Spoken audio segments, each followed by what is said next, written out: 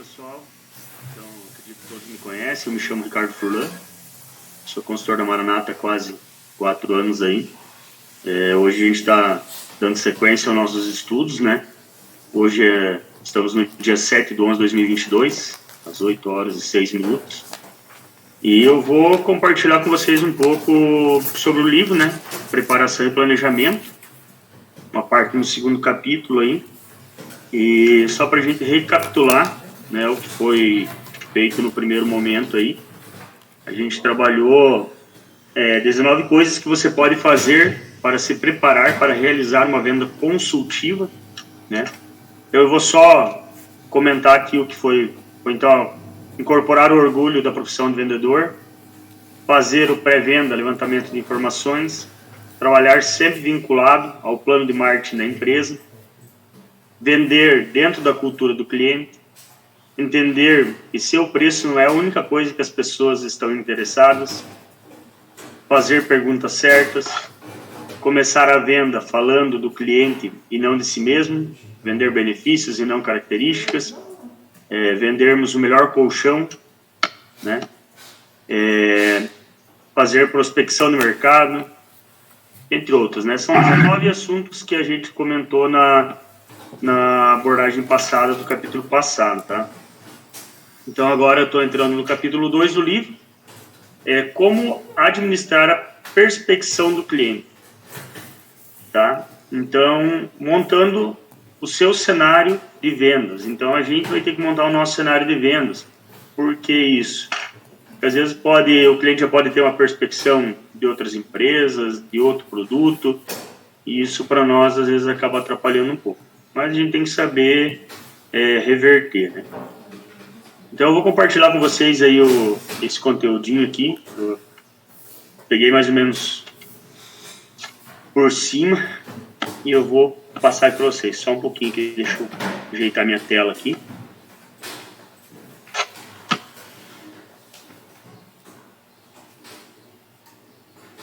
Tá. Então assim, pessoal, a arte de vender é um sucesso. Com sucesso é muito simples.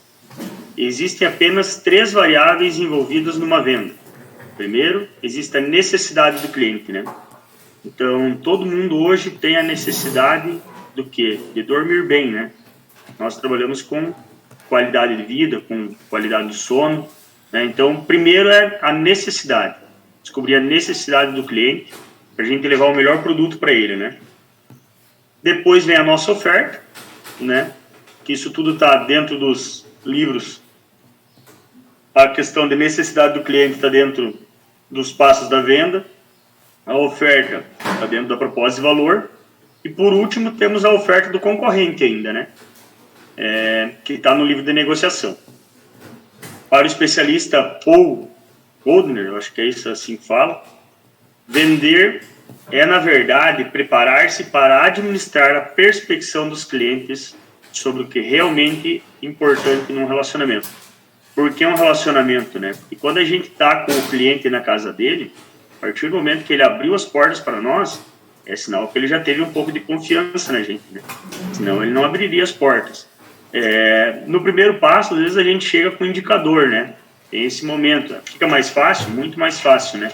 Mas quando a gente está abrindo região nova, fazendo um porta-a-porta, ou até mesmo no banco, em algum lugar assim, é a primeira impressão que fica, né? Então, o que importa num relacionamento? A abordagem inicial que foi feita, como você tratou o cliente, às vezes até como você tratou a pessoa que estava do lado. As pessoas sempre estão analisando o perfil da gente, principalmente nós como os vendedores, né? Se o cliente tem uma necessidade, ele pode escolher tanto a sua oferta quanto a da concorrência. Então, provavelmente, ele vai escolher o produto ou o serviço que acredita ser o melhor que ele vai se adaptar, né? Ele vai se adaptar melhor. Então, por que o nosso ou do concorrente? Porque às vezes pode ter acontecido de ele já ter tido alguma experiência com alguma empresa, saber do produto, já está procurando o produto, e se a gente não acelerar o passo nosso aí, a gente fica para trás, né? Então, por isso que é muito importante a gente chegar antes, né? Dele ter uma informação errada do produto, ou ter uma promessa de milagre que não vai acontecer, né? Então, por isso que a gente tem que chegar antes, né? Vender é um processo educacional, né?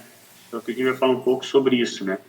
A grande oportunidade reside no fato da venda ser um processo, não um evento.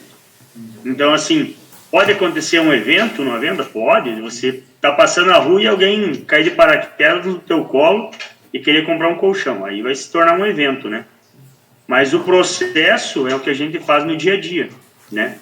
Ir atrás do cliente, fazer a abordagem, fazer o quebra-gelo, conversar, fazer a proposta do valor, fazer a nossa apresentação, e aí sim sai a venda, né? Então, é um processo a venda, não é um evento. Um evento é quando acontece meio de paraquedas, né? Que a pessoa cai de paraquedas no teu colo, já procurando, com o dinheiro no bolso, querendo te comprar, né? Isso é bom também, né? Mas a nossa venda é um processo, né? Isso significa que seus esforços de venda devem ser continuados. Por que continuados? Porque, vamos supor que você passou na casa da pessoa hoje, foi lá, fez a prospecção, mas o cliente não quis comprar o produto na hora, né? Não é porque ele não quis comprar na hora ou que ele não pôde comprar que você não tem que continuar aquele processo, né? Você tem que dar uma sequência, você tem que continuar visitando ele de vez em quando, passando, às vezes mandando um bom dia. Isso tudo é você dar uma sequência para a venda, né? Eu vejo dessa forma. Como um resultado, você tem mais oportunidade de trabalhar com seus clientes para ajudar a moldar suas perspectivas sobre o que é realmente importante em suas relações. Então, assim, conversar de forma clara com o cliente, né, a parte da abordagem, e manter um bom relacionamento sempre com o teu cliente, né? Mesmo, principalmente antes da venda, meio da venda, depois que você tenha vendido, manter. E daí vem a parte do pós-venda também, né? Então, sempre fazer o pós-venda, que isso é muito importante. Se você não é a melhor opção, esse Goldner ali, é da opinião que é melhor encerrar, encarar os fatos e ajudar o cliente a encontrar uma solução melhor. Se você não é a melhor opção para ele, né? Então você tem que ajudar ele a achar uma melhor opção, né? Nesse caso, uma vitória a curto prazo pode acabar custando caro lá na frente. Por que isso? Porque às vezes a gente chega na casa do cliente, vocês estão me escutando, né, pessoal? Estão me entendendo? Beleza. Às vezes a gente chega na casa do cliente afoito, né, final do mês principalmente, querendo vender, fazendo loucura, né, proposta abaixo do que era para fazer, agoniado, querendo vender. Então, assim, ó, nesse caso, uma vitória a curto prazo pode acabar custando caro lá na frente. Por quê? Porque daí, às vezes a gente vai lá, o cara precisa de um colchão com densidade. Ah, mas eu vou ter que vender com um suporte porque a pessoa não tem condição de me comprar hoje com densidade. Beleza. A pessoa tem um problema de rinite alérgica, tal, bronquite. Daí, como o ozônio vai ficar mais caro, tu não vai colocar agora, né? Então, às vezes, a gente dá uma empurradinha, dá uma forçada na venda. Claro que a gente tem que fazer isso, né? Às vezes. Mas, às vezes, isso custa caro no final, né? Porque depois quem vai sofrer? Às vezes o pós-venda, às vezes a cobrança, né? Vai vender para uma pessoa muito simples lá, que está com pouco dinheiro no bolso, faz uma proposta de alto valor, a pessoa compra e no final vai acabar dando dor de cabeça. Às vezes para a gente, consultor, para um pós-venda, para uma cobrança, e isso a gente não quer. Então vamos trabalhar bem a venda, fazer com que a venda seja bem trabalhada, que o cliente entenda que o produto é bom para ele, mas que caiba também dentro do bolso da pessoa, né? Claro, pessoal, estou falando assim meio à vontade. Se tiver alguma dúvida, vocês vão me perguntando aí. Se eu puder responder, eu respondo, tá bom? Mas na maioria das vezes, pelo menos é assim que esperamos, né? Você será a melhor opção para seu cliente. Então a gente espera que a gente sempre seja a melhor opção para o nosso cliente, né? Não o concorrente, né? Quando isso acontecer, você deve se esforçar para ajudá-lo a entender isso. Aqui é que o processo educacional começa. Se conseguirmos fazer com que seus clientes saibam tudo o que você sabe sobre sua própria oferta, você terá a venda. Porque isso, claro, a gente sabe muita coisa, né? A gente é profissional no negócio, a gente está aí há quantos anos trabalhando com isso, né? Alguns colegas aqui com um pouco menos, mas todos com experiência suficiente para demonstrar para o cliente que o nosso produto é bom. Mas, assim, tente fazer com que ele entenda, pelo menos um pouco do conhecimento de vocês, que não é só uma proposta de um vendedor ali dentro, de um consultor, mas sim uma proposta de uma vida melhor, de uma qualidade de vida, né? Então, de forma compassada, de forma lenta, que a pessoa entenda que essa sua oferta vai fazer a diferença na vida dele, né? Então, trabalhar em cima disso, né? Se não, provavelmente, a perderá, né? Se a gente não conseguir passar essas informações de forma clara e que o cliente entenda que esse produto vai fazer a diferença na vida dele, a gente perderá a venda, né? Portanto, você deve trabalhar constantemente para educar seus clientes sobre as opções disponíveis no mercado, né? Então, assim, eu coloquei alguns modelos, aqui no caso, um colchão com densidade, um colchão feito sobre o biotipo, que é o nosso caso, a caixa ortopédica, molas e etc. Então, assim, demonstrar para o cliente que a gente tem conhecimento dos outros produtos também. Porque às vezes ele vai te fazer uma abordagem, mas eu tenho um colchão de mola muito bom, tal. Tá, e por que você não orienta um colchão de mola? A gente tem que saber por que de não orientar um colchão de mola. Ou às vezes por que de orientar um colchão com densidade, ou por que de um colchão, às vezes com suporte anatômico, né? Também para cada cliente. Então a gente tem que passar de uma forma bem clara, que o cliente entenda, né? E se a gente fizer isso, né, conseguiremos conquistar inteiramente com o passar do tempo. Então a gente tem que fazer de forma clara para o cliente entender isso. Beleza, gente? Estão me entendendo? Está ficando claro?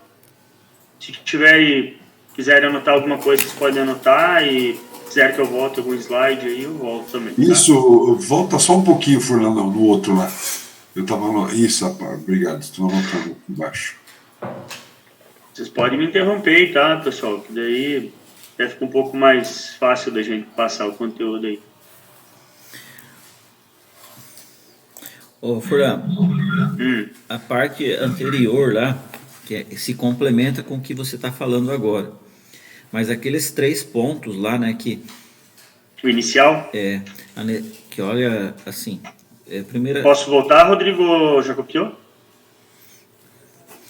Mas assim, pra gente já ir comentando, né? Tipo, a necessidade do cliente, né?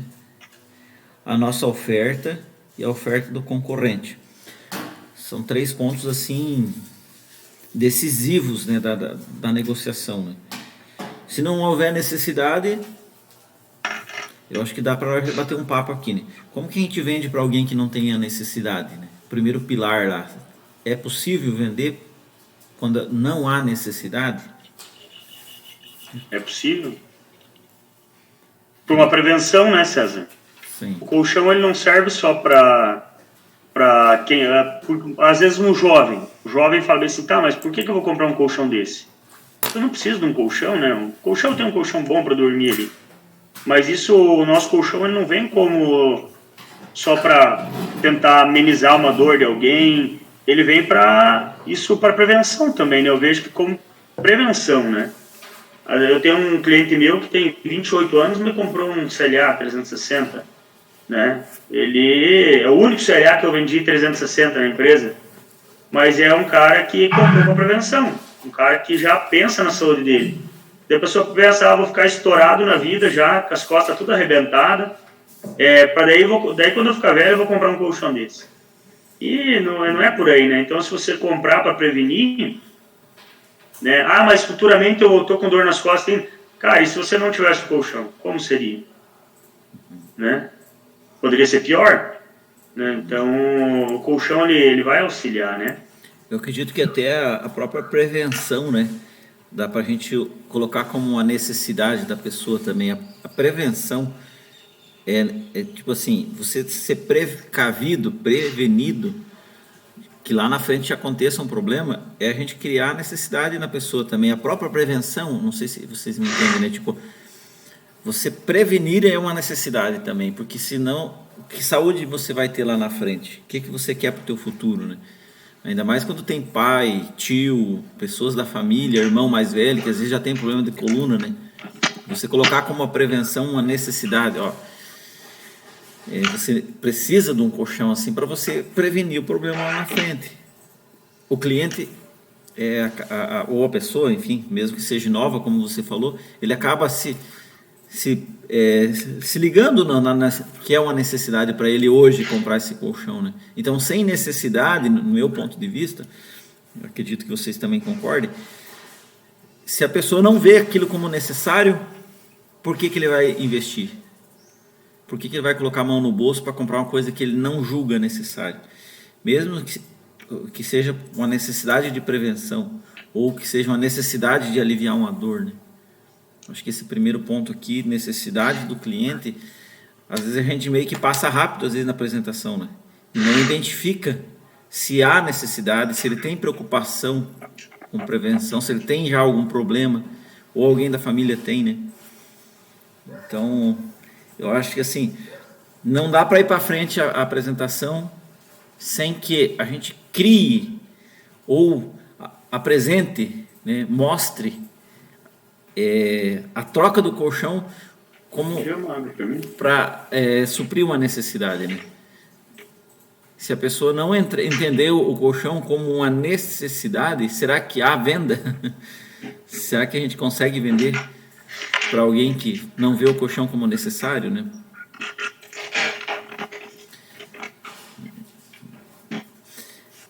Daí, claro, aí na sequência vem a nossa oferta, né? Que dentro das condições, né?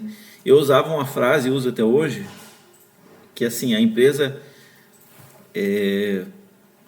oferece um plano de parcelamento, porque a maioria das nossas vendas, elas acontecem tipo, a gente faz uma apresentação, a pessoa às vezes não está nos planos dela trocar o colchão naquele momento.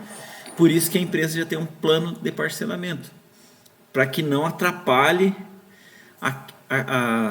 aqueles, né, as necessidades do cliente no dia a dia lá de sobrevivência, vamos dizer assim. Por isso que a gente parcela, assim ele já adquire o bem agora, vai pagando, né?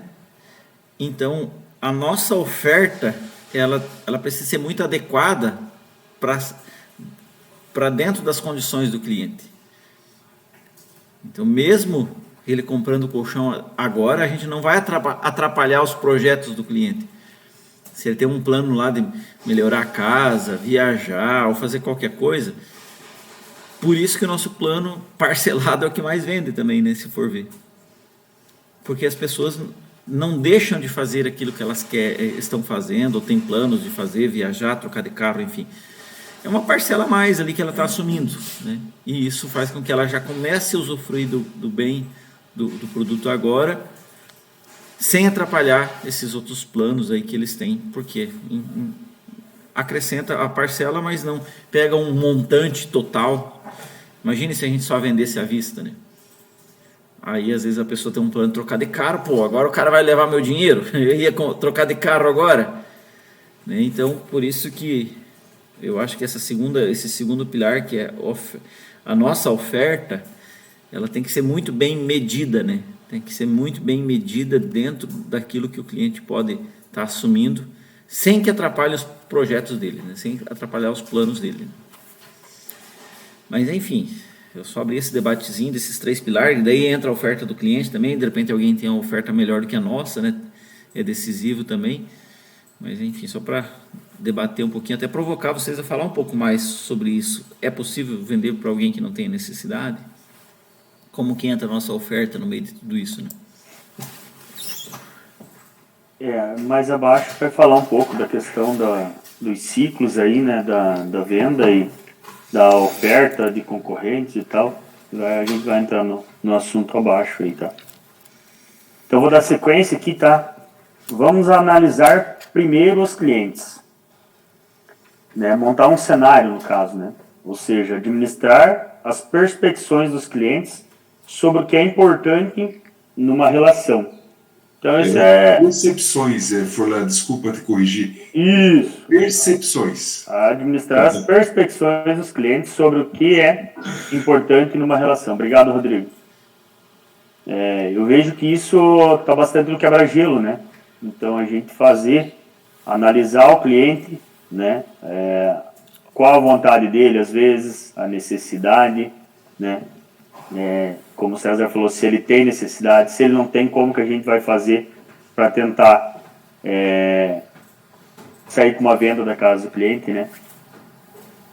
Se você entrar no final do ciclo, terá pouquíssimas oportunidades de trabalhar com as perspectivas do cliente ou de montar um cenário. Você provavelmente vai ter que participar do cenário montado por outros, seus concorrentes, talvez, que já trabalharam o cliente em suas perspectivas. Nesse caso, os pontos fortes da concorrência terão uma chance muito maior de alinhar-se com as perspectivas do cliente sobre o que é importante num relacionamento. E ele provavelmente o derrotarão. Então, aqui eu notei o TBC, né? Tire a bunda da cadeira, que nem o César fala. Se antecipe e chegue antes. Porque assim, se a gente chegar na casa do cliente e tiver uma proposta já de um concorrente, essa pessoa, ela já fez a apresentação, já passou a proposta de valor, já passou os benefícios do colchão dele, porque o colchão dele é melhor que o nosso, mesmo ele não sabendo que a gente não foi ou que não vá, mas o cliente já tem um conhecimento básico do produto e já tem uma proposta de valor, né? Então, assim, se a gente chegar no final do ciclo, já é mais complicado, né? Porque o cliente já tem um conhecimento básico, mas tem, né? E se a gente chegar antes, vai ser muito mais fácil da gente conseguir a venda. Então, por isso que é importante, na hora que o cliente abriu a porta para a gente, tentar não sair da casa do cliente sem a venda, né? Tentar fazer o melhor ali dentro daquela apresentação para que a gente saia com a venda.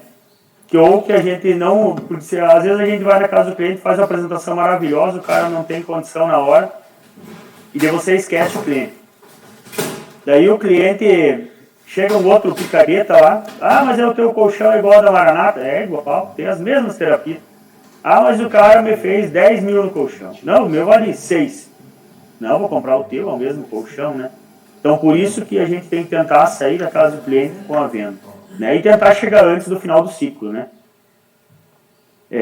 A maioria dos clientes tem tendência de ver seus fornecedores como vendedores de commodities, né?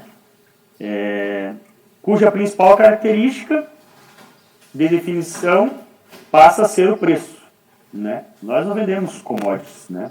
Nós vendemos um produto de qualidade, um produto diferenciado, um produto exclusivo, né? Então, eles fazem isso porque é a maneira mais fácil de comparar duas ou mais empresas numa concorrência, né? Então, assim, quando eles têm valor, né, de uma concorrente ou que já tenham tido uma apresentação, eles querem comparar preço, né? E aí a gente tem que estar preparado, principalmente a Priscila que está na loja aí, né? Nós também sofremos um pouco com isso, mas a Priscila acho que sofre um pouco mais. Mas nós temos que estar preparados para tentar sair com uma resposta das objeções, né? Por que do preço? Né? Não, mas o nosso produto tem esse diferencial, nós temos o pós-venda, fizemos um colchão em cima do biotipo, temos acompanhamento de 1 ano, nossa empresa tem 21 anos no mercado, né? Falar um pouco dos nossos diferenciais, para tirar o foco do preço, né? Para tirar o foco do preço. Preço não é tudo na venda ali, né? Então a gente tem que mostrar os nossos diferenciais para a gente tentar sair dessa objeção preço, para não ser comparado como mais uma, né? Então, o preço passa a ser, então, o único denominador comum em duas propostas completamente diferentes do ponto de vista técnico e da qualidade. Então, no caso aqui, é o que eu estava falando em cima, né?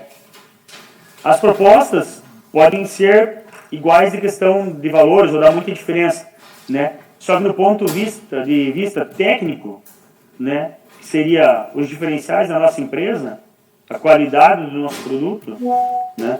Então, elas não são iguais as propostas, né? Ou mesmo que sejam muito diferentes, a gente vai ter que explicar para o cliente por que dessa diferença. Gente, até aqui tranquilo? Tudo certo? Alguma pergunta? Tranquilo. Queria ressaltar ali que você falou dessa questão do que a gente sabe, o cliente não sabe, né? E realmente ele não sabe mesmo, né? Então, se a gente consegue fazer tudo isso aí que está falando aí no livro, não pular as etapas, né? Estar preparado. Por exemplo, uma questão que eu pensei antes da mudança aqui, por estar mais perto dos concorrentes, né? Seria a questão, você chegar aqui na loja e perceber que não tem nenhum colchão com suporte. Por quê? Ou se for vir, vão ser poucos, né? Da promoção. Por quê? Porque a gente sabe que a concorrência, ela estuda e ela sabe, conhece, né? E assim, quando eu trabalhava também com outro tipo de colchão, a besteira, né? Então, sexta-feira aconteceu um evento aqui, e daí os clientes chegaram, né, para conhecer o produto e tal. Mas esse colchão aqui me falaram que são os colchões que têm isopor. Todos eles têm isopor? Daí eu falei assim, olha, não. Eu falei, se você pode apertar, procurar aqui e tal. E informei o cliente de que existem casos que tem necessidade de ter suporte, né, dependendo do que a pessoa tem, se a pessoa tem uma hernia de disco, onde ela está localizada, né, um colchão que tiver qualquer tipo de conforto ali, que desalinhar a coluna dele, ele vai sofrer. Até os médicos recomendam, então são pessoas que vêm uma prescrição médica de um produto assim, tal. Então, isso aí é fazer o quê? É tirar da concorrência aquela arma que eles usam para fazer contra nós. Né? Então, na hora que eles pensaram, o concorrente está falando besteira. Eu não disse isso, que eles estavam falando besteira, mas eu expliquei para eles o porquê de um colchão sim e para quem que serve e que existem casos e casos, né? Então, é muito interessante, porque não só aqui os meus concorrentes fazem isso, né? Todos os concorrentes, eles vão tentar dar um tiro no pé. E aí é onde a gente tem que sair por cima, né? Tipo, sem falar mal da concorrência, mas explicar, orientar o cliente o porquê que o nosso produto é assim, o porquê que o nosso produto é customizado, por que a gente não trabalha com pronta entrega, né? Então, tudo isso entra muito ali na diferença da nossa oferta, né? Com a oferta dos demais. E aí, sim, eles vão ver essa questão da diferença, né? Eles que vão avaliar onde eles querem investir o dinheiro deles, né? Então, é muito importante cada dia a gente estar muito mais preparado, porque as pessoas estão querendo saber dos defeitos ali para poder ir lá e usar aquilo como um argumento, né? Para não deixar eles comprarem com a gente, para eles fazerem a venda. Então, vai sair na frente, né? Tem até um livro no Vez que eu vi mais, não é o que vende mais, é o que se prepara mais. É isso mesmo, é a preparação, né? Então a gente tem que estar preparado, para o que vier. Porque assim, pode notar até mesmo o concorrente vendendo o produto com suporte anatômico, ele vai falar, não, mas nós não trabalhamos com esse tipo de material. Nós trabalhamos só com densidade alternada, ou só com densidade progressiva, e aí vai por diante. Mesmo ele trabalhando com um produto similar, às vezes, ao nosso, não com a mesma qualidade, ele vai chegar na casa do cliente e vai falar mal do nosso. Porque você não poderia ter um colchão com suporte anatômico, ou com isopor, que seja dentro, né? Para quê? Para tentar vender um novo produto para o cliente, né? Então, a gente tem que estar preparado para isso. Então, me aconteceu o caso já de o cliente chegar na casa de cliente meu e falar que o colchão não prestava, né? Sendo que o cara vende um produto muito inferior ao nosso e só trabalha com caixa, né? Então, a gente tem que estar preparado para também ter a resposta para o nosso cliente, né? Por isso que é importante o relacionamento, né? A gente ter um bom relacionamento com o nosso cliente, né? Visitar de vez em quando, né? Porque de picareta tá cheio o mercado, né? Vamos lá, gente. Vou dar sequência aqui. E o meio do ciclo, né? Se você chega no meio do ciclo, ainda terá alguma chance de trabalhar com as perspectivas do cliente, ajudando-o a compor um cenário, né? Então, se a gente chegar no meio do ciclo, né, não teve a venda ainda, ele está procurando, então a gente tem que ajudar ele a compor um cenário, mas compor um cenário de um produto ideal para ele, customizado para ele, seja ideal para cada cliente, né? Infelizmente, o cliente provavelmente já terá montado parcialmente seu próprio cenário. Talvez até com a ajuda da concorrência, né? Se a gente chegar no meio do ciclo. Mesmo assim, é bem melhor do que chegar no final do ciclo, né? Vocês concordam comigo? Que é melhor chegar no meio do que chegar no final? Se for no final, o cara já tem uma proposta, o cara já teve uma apresentação completa, ele já sabe um pouco do teu produto, às vezes um pouco das artimanhas da venda ali, e então é muito melhor a gente chegar no meio do ciclo, né? Mas não se iluda, né? Se a gente chegar no meio do ciclo, vai ser bem trabalhoso, porque você não terá o domínio completo do cenário. O cliente já sabe um pouco da apresentação do teu concorrente, das terapias, né? Então, você será apenas mais uma peça no tabuleiro. E embora existam claras, mas poucas oportunidades de diferenciação, o preço ainda será um dos fatores determinantes no processo decisório. Eu anotei, mas eu discordo um pouco, porque o preço, claro, ele é importante na hora de um fechamento ali e tal, para o cliente, né? Muito importante para o cliente, ter valor, né? Mas se a gente conseguir demonstrar para o cliente por que dos diferenciais, por que do nosso valor, o que a gente tem de diferente daquele produto. E eu teve um cliente, um exemplo só, como vários, eu tenho certeza que vocês também já tiveram. Eu cheguei na casa de um cliente aqui na cidade, ele tinha comprado a casa de um outro vendedor de colchão aqui na cidade, amigo do César, inclusive.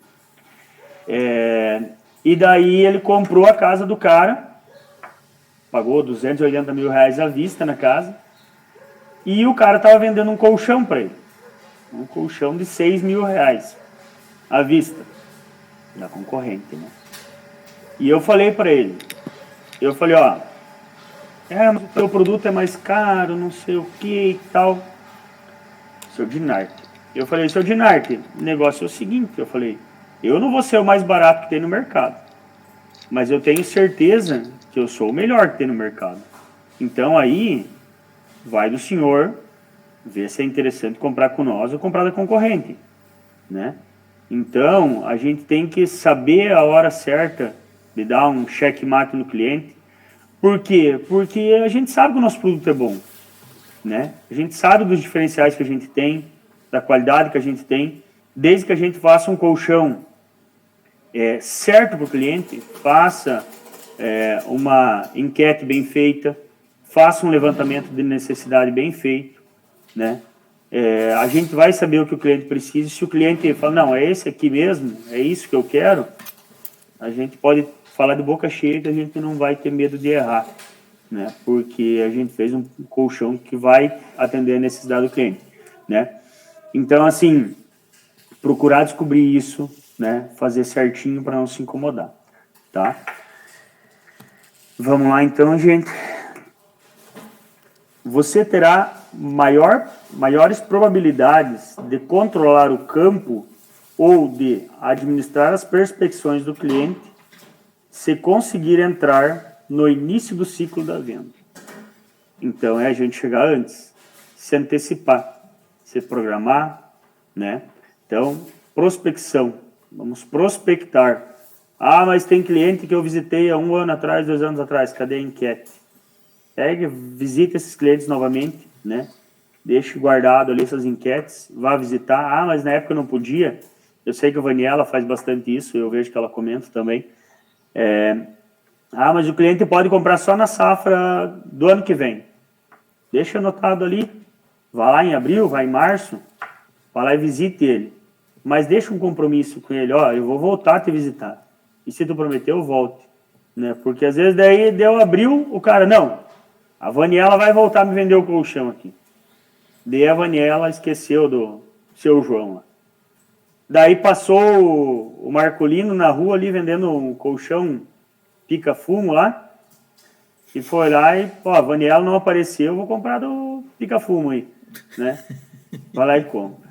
E nós perdemos a venda, né? Então, não esqueça teu cliente, prospectou, volte, né? Não deu no dia, mantenha uma relação, veja que o Edinho faz bastante isso. O Edinho, acho que ele deve ter umas 1000 mensagens programadas nesse celular dele, que ele manda mensagem para, eu acho que para os contatos dele todo dia e para todo mundo, e tem que fazer isso mesmo, eu admiro ele, porque ele tira um tempo para fazer isso. Então a gente tem que se programar melhor, né? Vamos lá, gente. Alguma dúvida, alguma pergunta? Querem complementar alguma coisa? Rodrigo, Mônica, Edivaldo, Daniela, Edinho, Sila, Alex. O Alex está de férias, né? Tô tomando a caipirinha na beira-mar, lá nas horas 10. Tá perfeito. Parabéns aí pela apresentação. Continua assim. Vamos lá. Você tem uma opção.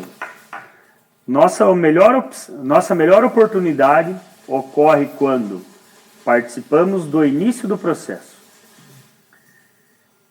Quanto mais cedo isso acontecer, mais chance você terá de influenciar o cenário sendo montado e, portanto, maiores suas chances de conseguir a venda. Então, por isso, chega antes, né? Chegue antes, se antecipe. Não deixe para visitar amanhã quem você pode visitar hoje, né? Então, faça um cronograma, se programe e vá visitar. Quando a maioria de nós perde uma venda, para e fica lamentando os 364 dias do ano, a venda perdida, esperando que da próxima vez seja diferente, quando fechamos uma venda, somos um gênio durante 364 dias do ano. E ficamos torcendo para que as vendas se repitam. Mas não é dessa maneira que trabalham os maiores profissionais da área. Então, quando a gente perde uma venda, a gente às vezes fica se lamentando, mas o que fazer de diferente, né? Por que foi perdida aquela venda? Eu sei que quando eu trabalhava com o Edinho, ele sempre no final da venda, ele trocava um feedback, né, com o consultor, com o indicador.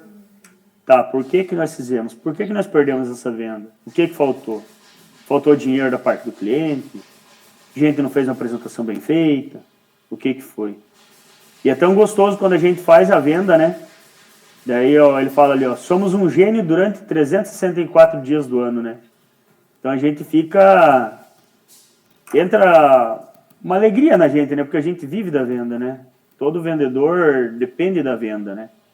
A empresa depende da venda, né? E o cliente também depende de nós para ir lá vender um produto bom para ele, né?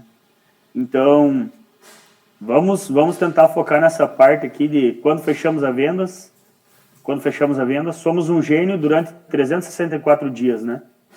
Vamos focar nessa parte aí.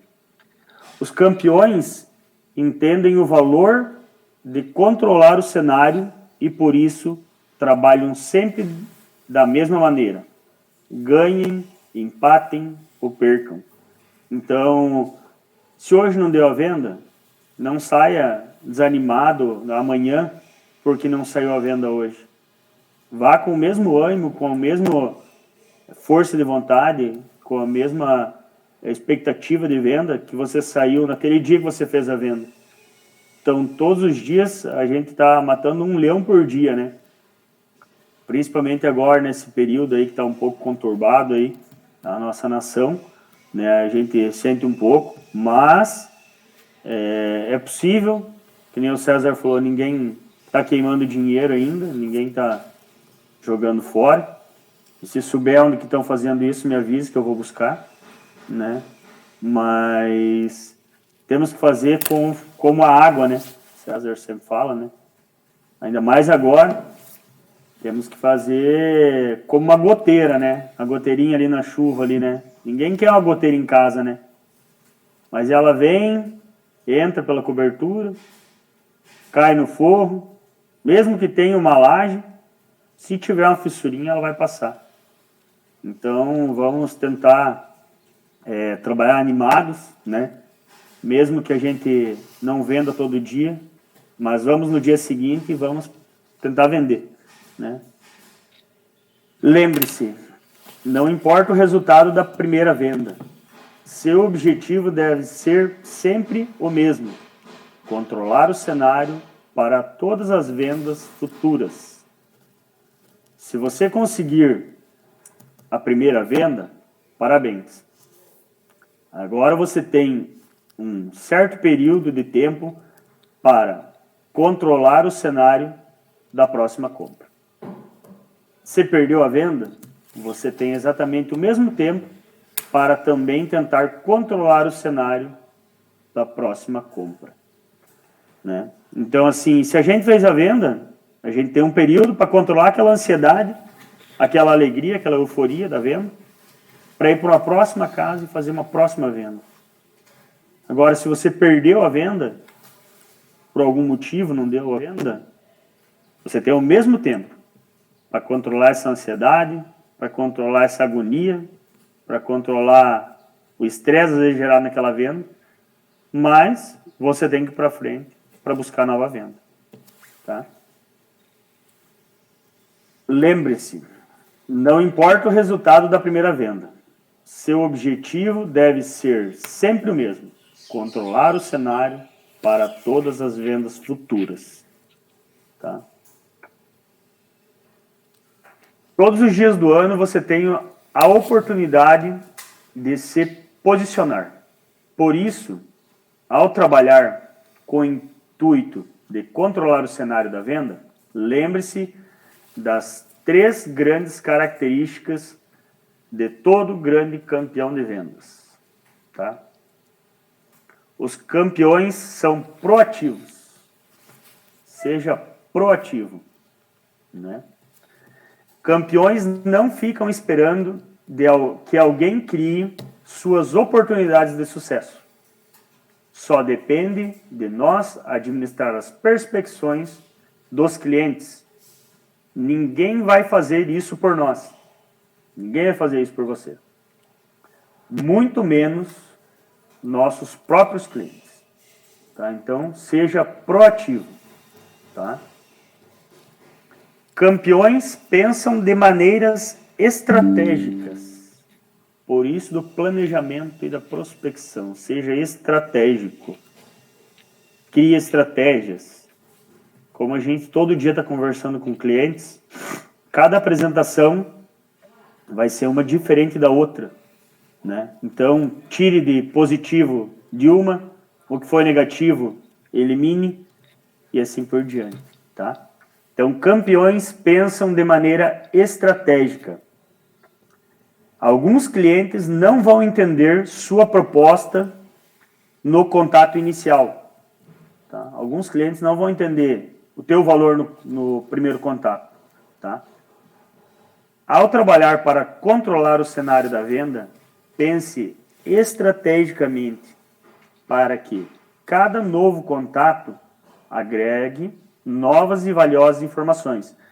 Então, se você foi no primeiro contato, que eu dei o exemplo da Vaniela ali, foi no primeiro momento, chegou lá, não deu a venda, marcou para um próximo momento, né? Às vezes, na segunda oportunidade que você for, o cliente está ou mais aberto para negociação, ou já tem um conhecimento maior do produto e está disposto a comprar, tá? Então, agregue novas e valiosas informações num segundo contato, num terceiro contato e assim por diante. Campeões são extremamente focados no cliente. No cliente. Eu lembro que no primeiro capítulo fala assim, não fale muito de você, fale mais do cliente. Quem que gosta mais da gente? Eu gosto mais de mim que dos outros, né? Às vezes, né? Então, o cliente gosta mais da família dele, do carro bonito que ele tem, claro, que nem a gente sempre fala, não seja mentiroso, né? Vai lá, que nem o César um dia comentou, o cara tem um cachorro lá, tudo purguento, cheio de berno, o cara chega, não, mas que cachorrinho bonito, né? Deus me livre, o cara vai ver que está sendo cínico, né? Então, cuidado também com forçar um pouco, né? mas foque no cliente, né? Ao administrar as perspectivas do cliente sobre o que é importante numa relação comercial, você terá muito mais chance de sucesso se seu foco principal durante todo o percurso do ciclo for o cliente. Então, quebra-gelo bem feito, uma abordagem bem feita, né?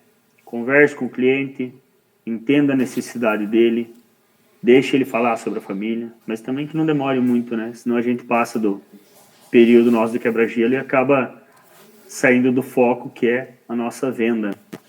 Então aí, primeiro, campeões são proativos, campeões pensam de maneira estratégica e campeões são extremamente focados no cliente. Tá? Se quiserem anotar aí.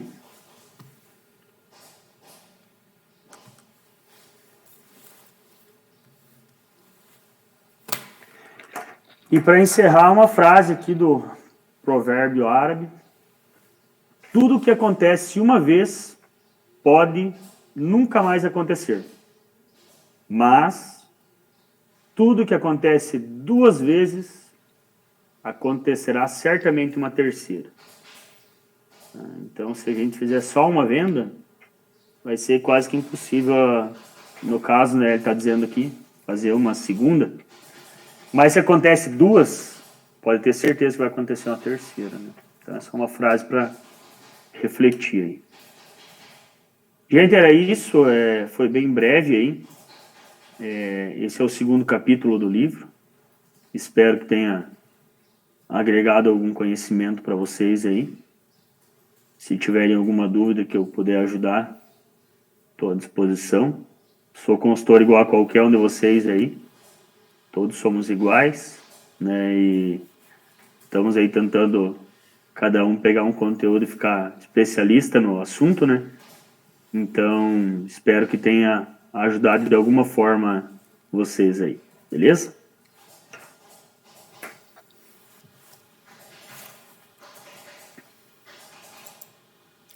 Muito bem. Eu vou encerrar a gravação, tá?